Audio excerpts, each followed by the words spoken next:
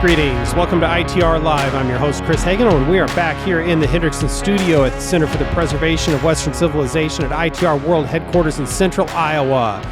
Special episode today. We've got everybody's favorite special guest, Alan Ostergren. Welcome to the Hendrickson Library. Alan, how are you doing today? It's lovely to be here. Okay. I want to renew my request. I want to do a pod with John at some point. I know we got to rearrange. This comes back to the whole thing where we still haven't kind of kitted out the studio the way it needs to be. Where in the old space, when you just do it in the conference room, we could have 5 people in there if we really wanted to. Sure. It's a little different in here. So here's my plan if we ever do that. I don't want you to tell John this. I want this to be a secret. Okay. Everybody stop. Earmuffs, everyone. So before that podcast, I'm going to memorize like 3 or 4 incredibly obscure facts about Herbert Hoover. Yes. Like the middle name of his 5th grade teacher or stuff, and then just sort of casually work them in the conversation. Yeah. And just assert dominance and then leave. That's the plan. Okay. Assert dominance. You're not the only one. Niche humor going on here right now. But so interestingly, you're not the only one that wants to come on to the pod with John. It's like this is a recurring request from the listeners. Like, I want to come on with John, and we'll just like geek out on stuff. Yeah. Like, all right, so maybe we just put John on the hot seat. That'd also be a fun episode. Get like 3 or 4 people that just grill John on trade policy or something, or Hoover. Right. We'll just start hammering him. Just grill him. See how long it takes him to melt down. John, I'm really in favor of fiat currency. What do you think? What is gold anyway? What does that even mean? Yeah. Oh boy. So we didn't even really have a pre-production meeting for this episode. So we are truly just flying blind. I know this seems when people listen to the episode, they're like, man, they really must put a lot of work into this to get this finished product that we do. But today really was, hey, I'm coming over your way. Why don't I stop by and we'll podcast? Yeah. That is the extent of how much preparation went into this episode. Normally there's a production team of like 20 people. Right. Who are workshopping everything. And now we're just on the fly. Right. Good. So we do have some things to talk about. I joke, but there are some things we want to talk about. Setting aside the legislative session, which is a lot of what I know John and I have talked about and some other things in property tax bills and in carbon capture pipeline bills and all the other things that go into legislative session. But the backdrop for all of this, too, in Iowa politics, we got a gubernatorial race going on here. And you and I thought it might be interesting just kind of check in on that, both politically and maybe operationally of where things are at.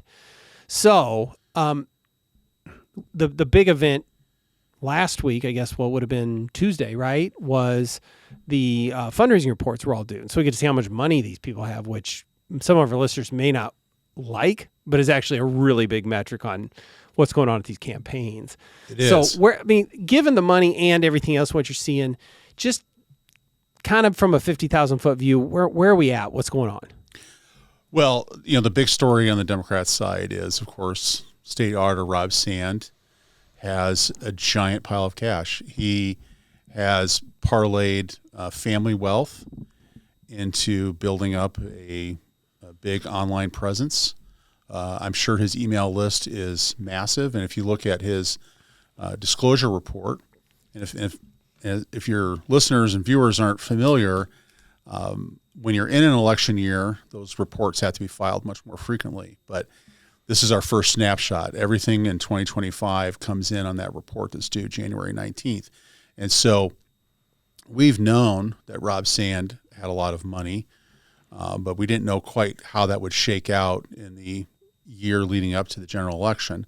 And it means he's got over $13 million sitting on hand and is positioned, I think, with the capacity to raise small dollar donations and really take advantage and leverage that list and the hunger that Democrats have from being out of power for so long. It's a formidable thing to take a look at. He's, I'm sure, going to get a lot of national money supporting that race. And I'm going to predict right now that he'll probably spend $30 million on this race. I can see that.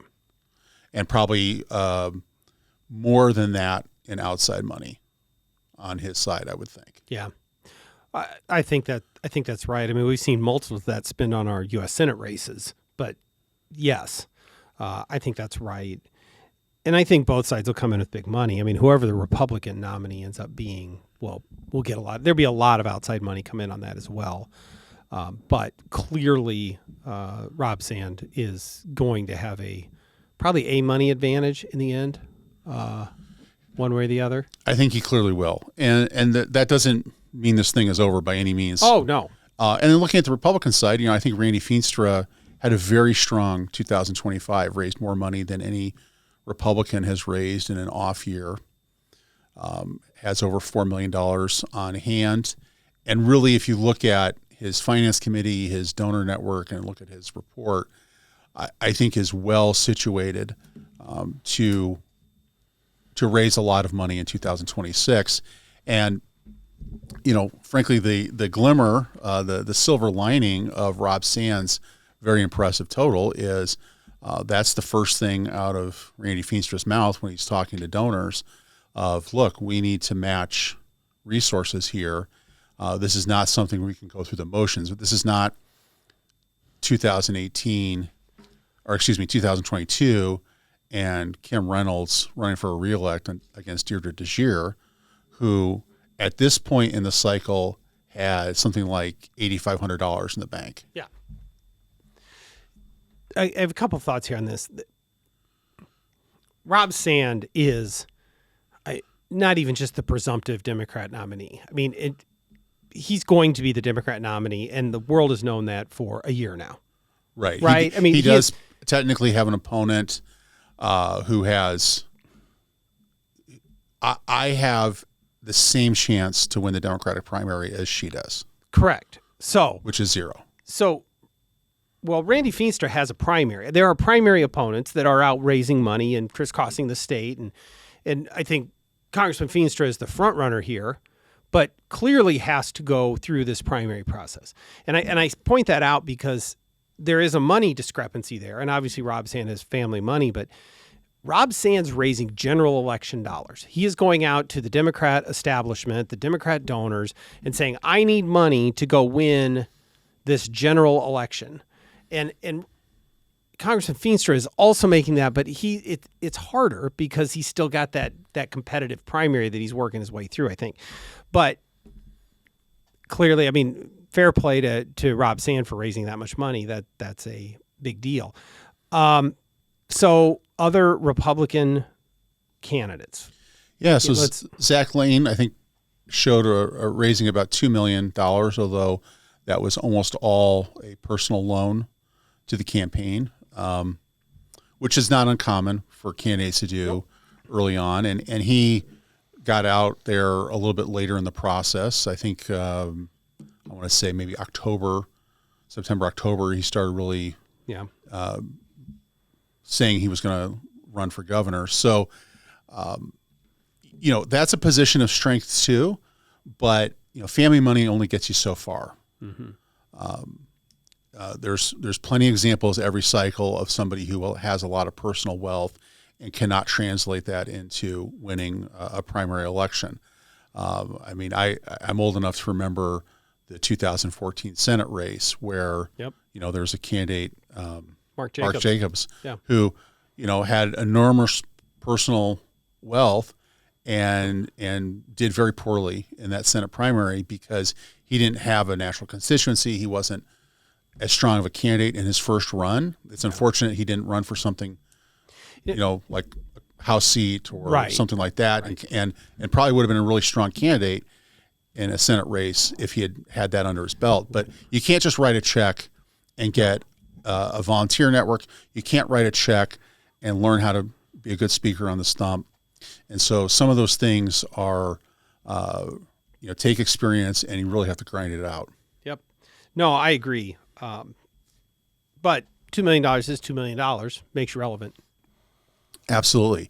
He's going to be part of the conversation. And I think Adam Steen, who raised about $450,000, give or take, probably is, still in the conversation, although I think that's at the low end of what you need to have a credible chance to make a run, to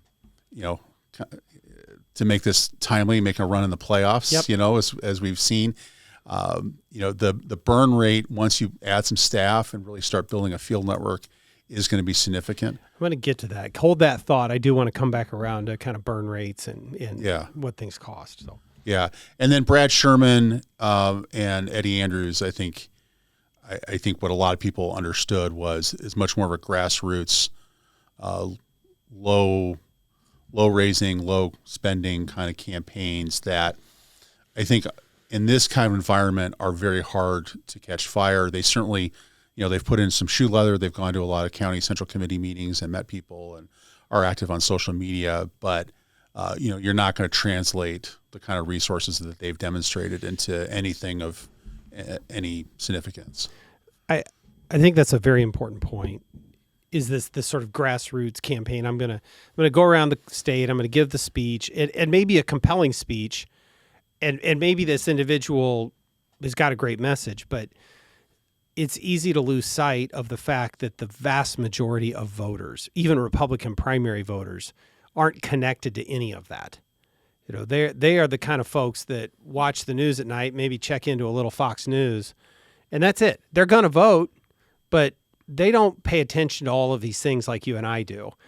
They're not online all the time. They're doing all those things. And so it takes money to reach them. You have to have paid media to run a TV ad or a piece of mail or whatever it takes. And, I think about, my father. He's a conservative Republican voter, but his information flow is what he catches maybe on the news, or if he reads, he's not online at all. But he is a loyal Republican primary voter.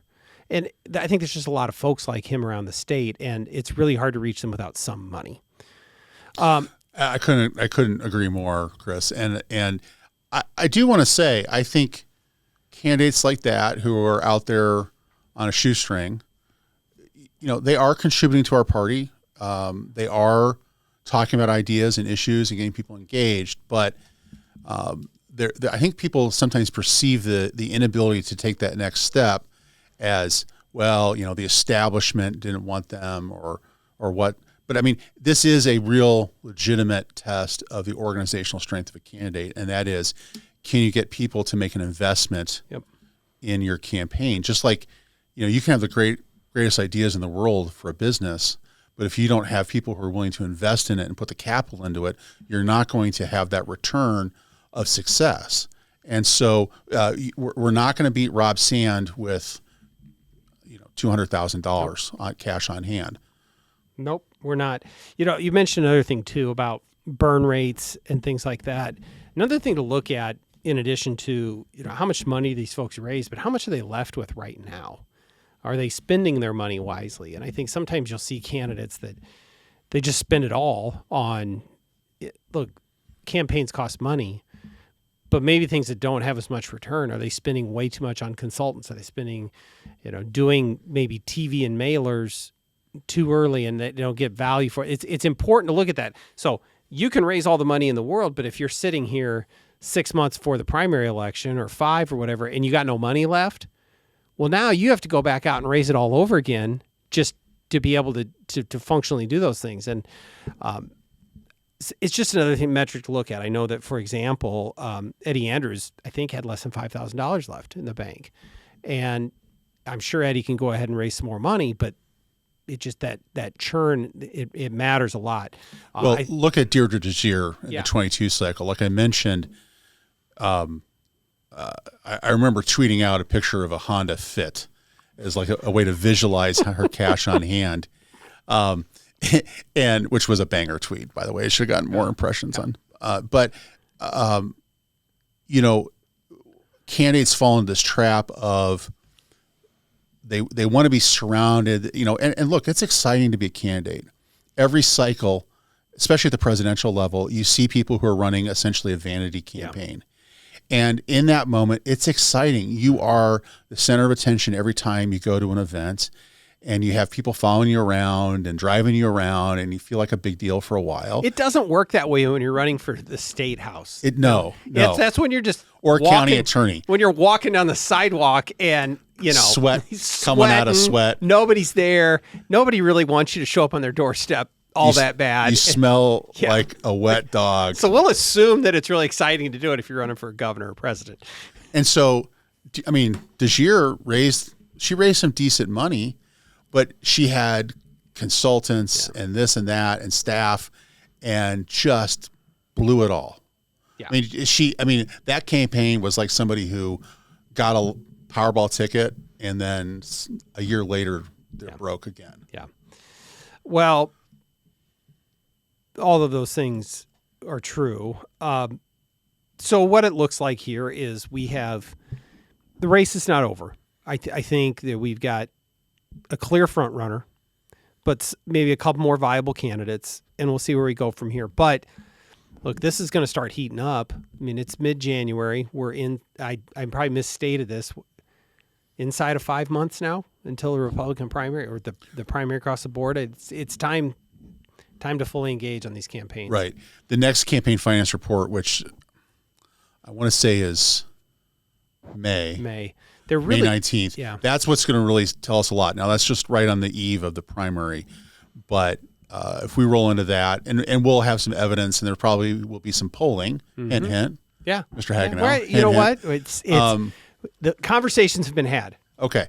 So, for the say the three people in the top, Feenstra, Lane, and Steen, they've got to raise probably $3-4 million between now and the primary to be credible. And then it's probably raise another $8 to $10 to $12 million for the general. Yep. Easy. Yep. I think that's right. And will be outspent at that rate. Yeah.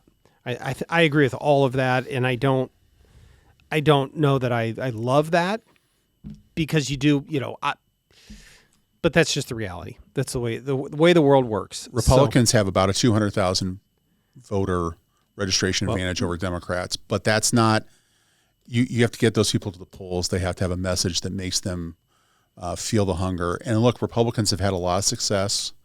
We've been in the majority in the legislature on both sides since the 2016 general election, in the House since 2010, had the governorship since 2010. And you can look at some of the fights going on right now in the General Assembly as evidence that Republicans are not focused, united against the other team the way Democrats are focused against us. Democrats have gotten their butts kicked for a long time. They hate Donald Trump. Yeah. And the fact that they are ready, willing, and able to nominate and then vote in the general for Rob Sand, who's somebody in any other circumstance, in any other time in politics, Iowa Democrats would rightfully look at him and say he's a phony, lack of substance, writing off of other people's money, who is the kind of faker that we want to get beyond. In any other circumstance, Rob Sand has no chance whatsoever. And it's simply because Iowa Democrats have had their teeth kicked in so many times that he becomes good enough for them. Yeah. That's exactly, I agree with that completely.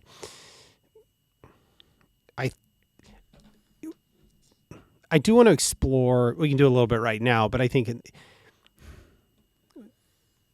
there are a lot more Republicans than Democrats in the state, as you pointed out.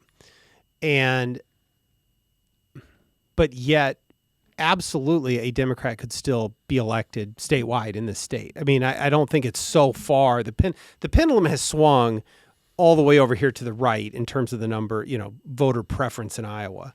But it's still, a Democrat can still win statewide. I mean, clearly they can because Rob Sand's the current state auditor in this state.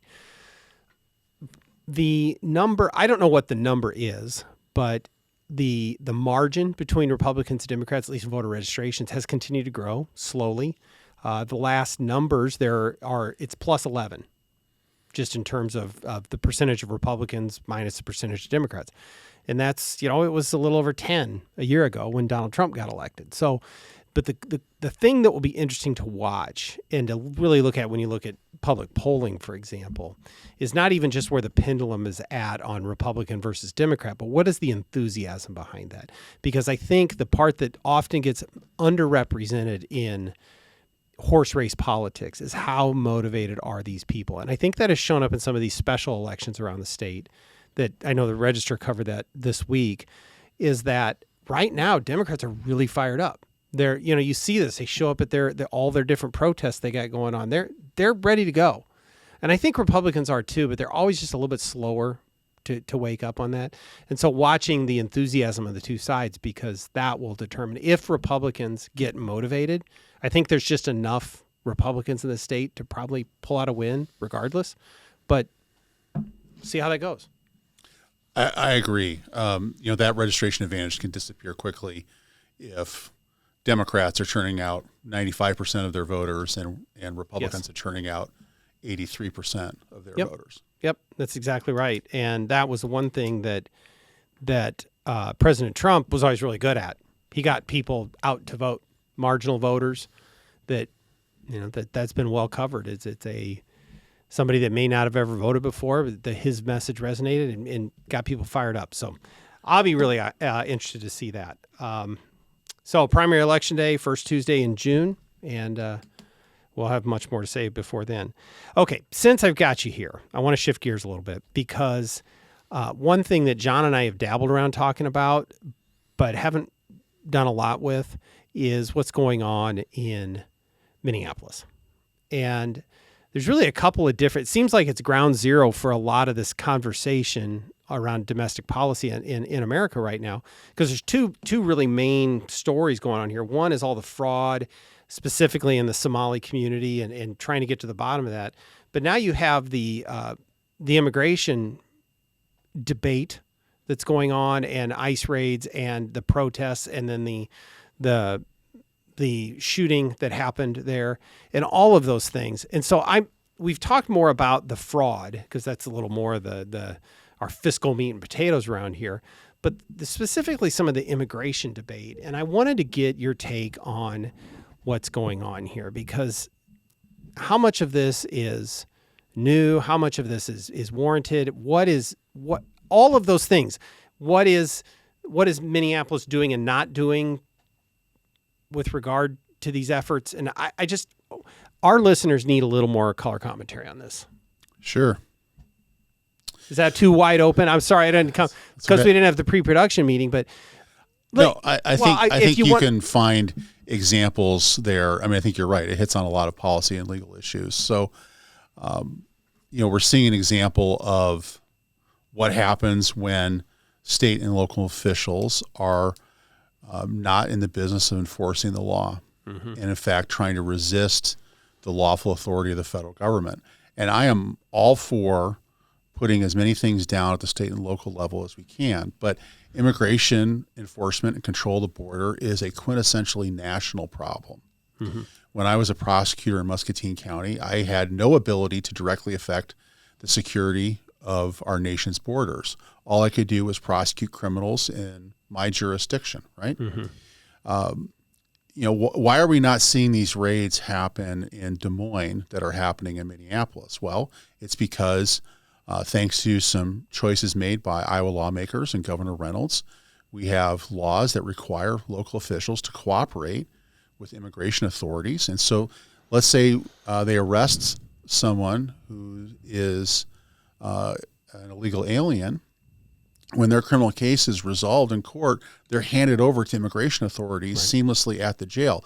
This is not a raid in some neighborhood because local officials refuse to cooperate with their federal counterparts and hand the person over. And in fact, what we're seeing, there was an example in Milwaukee, Wisconsin last year, which resulted in a state trial court judge being criminally convicted of harboring a fugitive, where you had a state trial court judge helping an illegal alien escape from the courthouse, where he was there on a civil domestic violence matter, and the authorities showed up to grab him.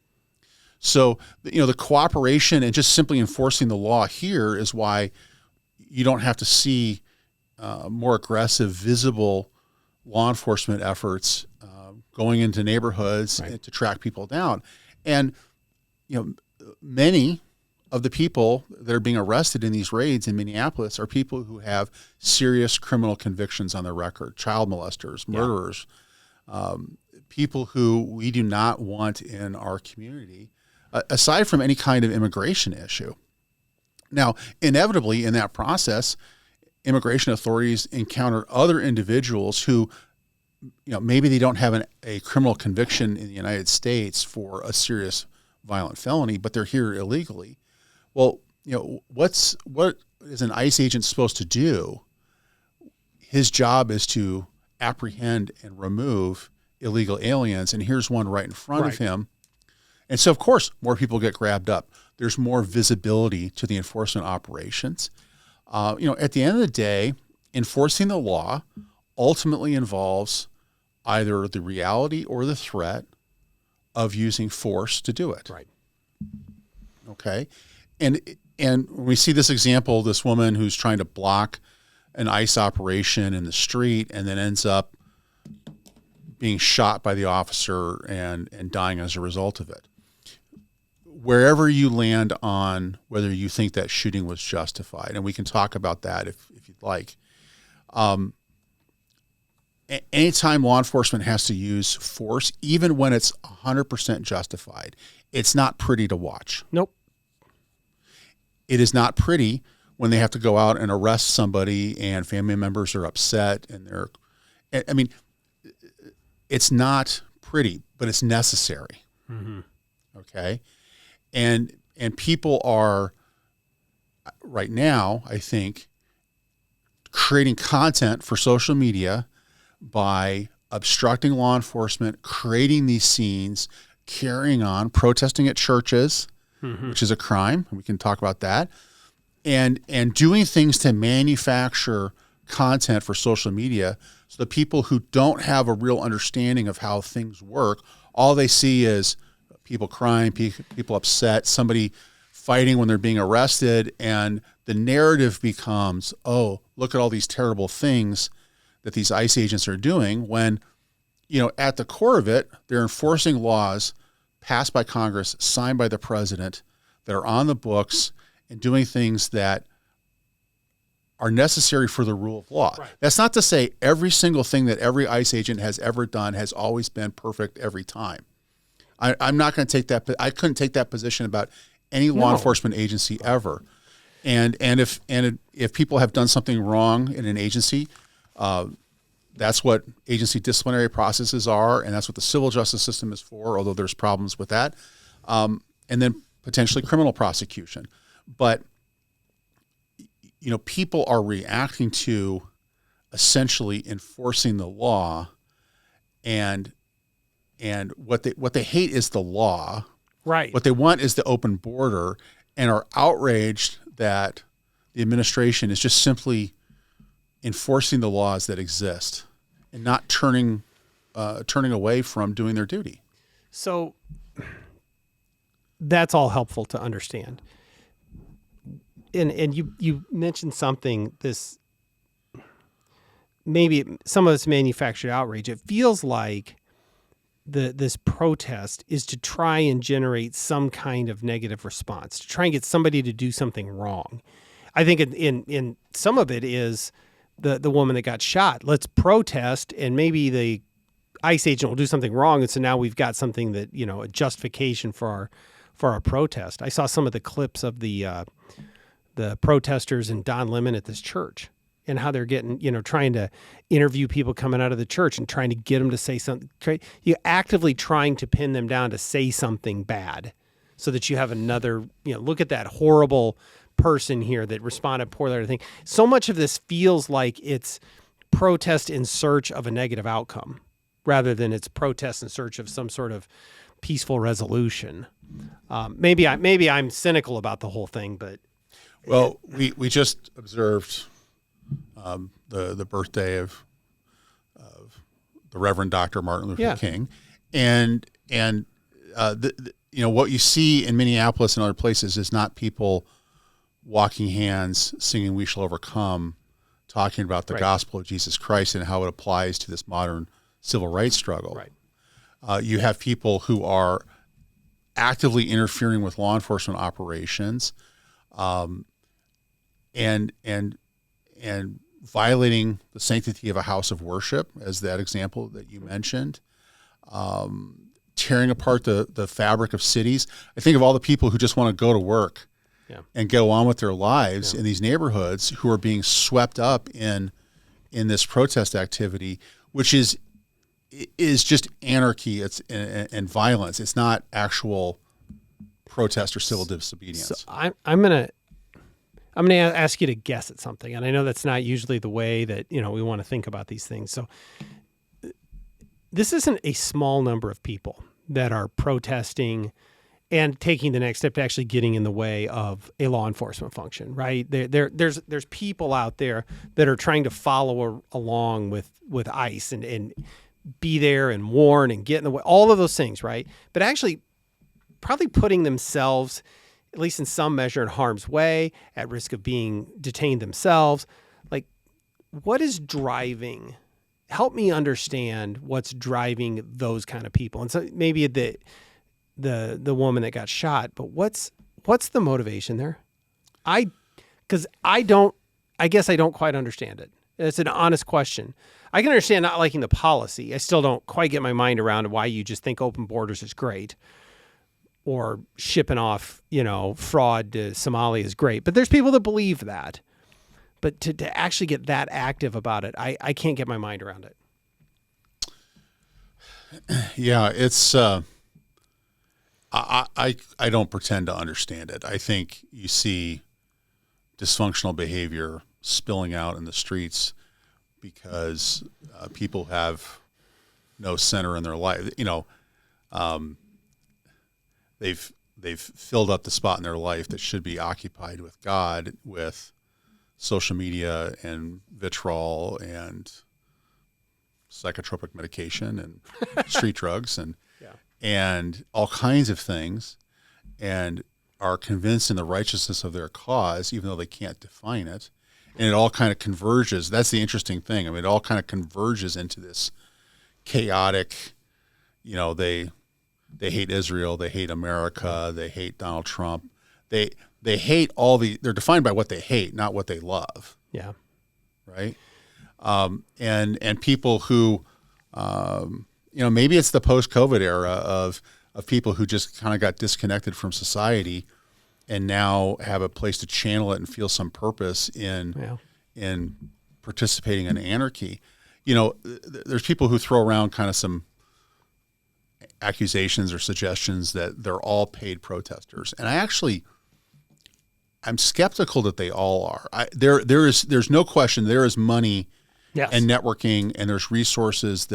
Some of the intelligence gathering is very sophisticated, and kind of the way that they're deploying people and whatnot. But I don't necessarily think every single person who's showing up at one of these protests acting like a fool, is getting a W-2 from some organization to do it. They may be getting a little cash, a little walking around money, which is not a new thing in politics, and a network of lawyers who, and they know they'll get bonded out, and maybe some transportation paid for and whatnot. So, but I think these people are just, I think they're probably craving some sense of purpose. Yeah, I think that's right. I think it's almost hard. It's easier to believe to me that these people are that fired up about it, because I'm not sure you could get people to act like this for the kind of money that would be thrown around in this kind of effort. I mean, these are true believers out there that truly believe that ICE is the Gestapo, and if they don't get in the way now, we're going to turn into Nazi Germany. I think they genuinely believe that. Right. People who are deluded enough to think that, okay, yeah, they're all fascists. They're like the Gestapo and all these things. And so the answer to that is I should, go fight them in the streets and drive my car at them. Right. Mm-hmm. It's like, it's this weird disconnect of like, you think nothing will happen to you when you do all these aggressive, violent things, and this phrase, de-arrest people. Oh, yeah. You've heard this. Yeah. It's when they grab up somebody and then the crowd tries to pull them away. And honestly, I'm shocked there have not been more examples of use of force by law enforcement in all these things. They've been, frankly, on the whole, incredibly restrained. I agree with that. And this is, I guess, my next question. And this is looking forward because it feels like, look, we just had the 1 year of Donald Trump being in office for this next term, right? That was just this last week, 1 year since he was inaugurated again. 3 more years of this, and I don't think there's any sign that the administration intends to slow down on its immigration enforcement effort, right? So this is going to be a deal for a while. I agree with you, as these situations become this combative, this charged, the deal where the protesters got involved in the church and stormed this church and disrupted everything. It may not even be an ICE agent where the bullet starts flying. But I know there's a lot of churches out there that have armed security at them. You may not see them, but there've been shootings at churches. It happens. People come into a Christian church and start shooting it up. I don't want this to happen. Hopefully there's some place along the way where you can let some steam off the valve. But I'm really concerned about where this might go, because it just takes one spark. And there's some bad things that happen. I don't know. It all feels so precarious right now to me. And maybe I'm being a little too worried about it, but there's not even, I asked John this morning, what's the parallel in American history? Are we in 1968, 1969 right now? I could make the argument we're beyond that already, but things feel very caustic, very, very flammable out there. They do. I mean, cell phone cameras didn't exist during the civil rights era, as an example, or labor riots that occurred pre-World War I, or other times in American society where there's been a lot of instability over. Sometimes these are just old fights. Oh yeah, no, history done over again, reverberates. Right? It repeats and rhymes, right? So it is worrisome. I think clearly the administration plans to keep on following this strategy, and you cannot deny that this is the one issue among them all that was top of mind, I think, in voters. And for independent voters who may have a little bit of a weak stomach, they don't probably like seeing some of the things that they're seeing, but they also, I'm sure, don't like seeing churches being taken over. And when you look at who has been removed from the country, I think the campaign advertising this fall, pro and con on immigration enforcement, which will carry out as a proxy in a lot of races. The one narrative will be ICE agents pepper spraying people in a crowd, and the other narrative will be, here's all these thousands of murderers and rapists that we've removed from the country. And I suspect the independent voter is going to come down on the side of removing murderers and rapists. And you're seeing anecdotally, evidence that there's, cities are being transformed by, the deportations are having an effect of housing prices and labor prices and other things. And so I think people may well react to that, but this is, there's no sure thing here in this strategy, because, this is a policy that gets carried out in very granular level of enforcement operations. I think so. I guess maybe to close this is coming back to something that you mentioned towards the front of the conversation about how things are different in Iowa, and maybe to try and put a positive spin on this. But you mentioned that we have tightened up our policies, our laws in Iowa with how we interact with federal authorities on immigration. Iowa is just run better. The system is working in Iowa. That's not to say there aren't illegals here on the ground in Iowa? There certainly are. And there have been negative outcomes in Iowa. There certainly are. And they've been well publicized. But we don't have these kinds of, then there's protests, and that's fine. Maybe it's just another time where I'm thankful that we have Iowa and that we have the set of laws and the leadership that we do here in Iowa, that we're at least in a significantly better position than our neighbors to the north are. I think we are. I think our politics are in a better place. I will endorse the view that Kim Reynolds is a better governor than Tim Walz. That is there's a red hot take for you here. That's gutsy move to say that. But yeah, competence matters, character matters, and to reflect on, if Rob Sand's elected governor this November, and in the last 2 years of the Trump administration, they're continuing on enforcement.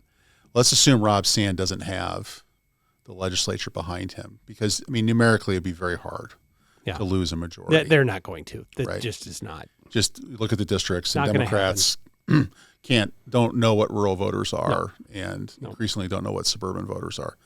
So how does a Democrat governor with a Republican legislature make his mark and make all the crazies on his side happy with him? And I worry. Mm-hmm. I worry that he will be forced to do things or want to do things that we're going to find very unappealing and very Minnesota-like in his approach to governance. And those are the stakes. And I would say to my friends in the Republican Party, maybe you don't love Randy Feenstra, or you don't love some of these other candidates. Support whoever you want in that primary. But the day after that primary, you better be on team Republicans and competent governance. And you may feel hurt. You may be mad about, a pipeline bill or a property tax bill or whatever. But trust me, that is nothing like what could happen if you let a party that has demonstrated it's incapable of governance be in charge. Yep. Well said. And what will motivate any Democrat lawmaker going forward? Look at what's happening on the ground in these communities and what their base is demanding. And that's a lot of what you will get out of these leaders if you elect them. Show me the city or state that is run by far left individuals that you want to hold up as a model of good governance. Yep. Show that to me. Yep. It's going to be the stakes are very high. Let's put it that way. And we've got a lot of work to do. So I thought we were going to end on a good note. I tried. I don't know. I'm feeling doom and gloom today. Maybe it's just January and it's hard to get through it. But do you have a positive Big Ten, good news? Three-peat. Yeah. Champions. Clearly the best football conference in all the land. It just means more. It does.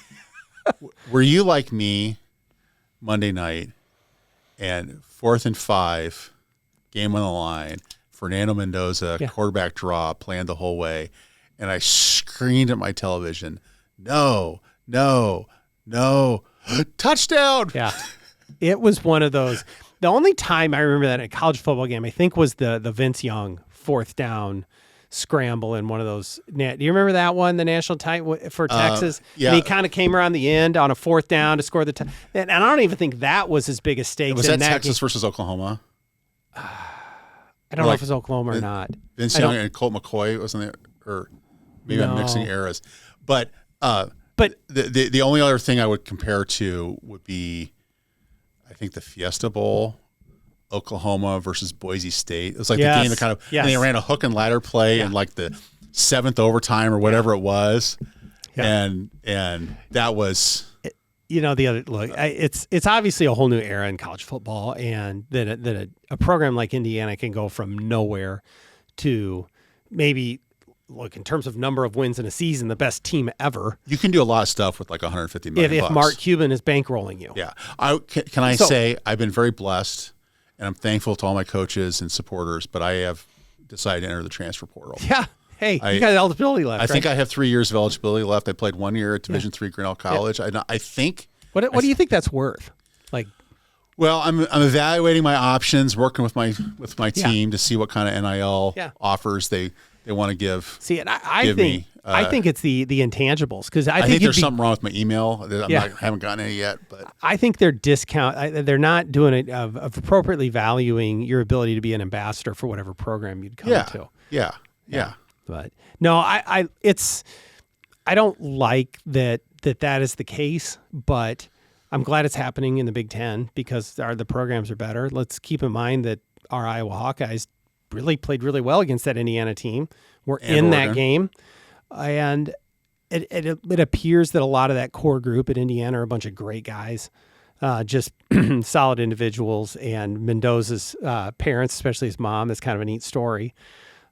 She's dealing with MS and the whole thing. So it wasn't too difficult to root for them. And I'll always root for the Big Ten team when we get down to these stakes. But how can you not be romantic about college football? Yeah, it's wonderful. Even in its new modern iteration, it is wonderful.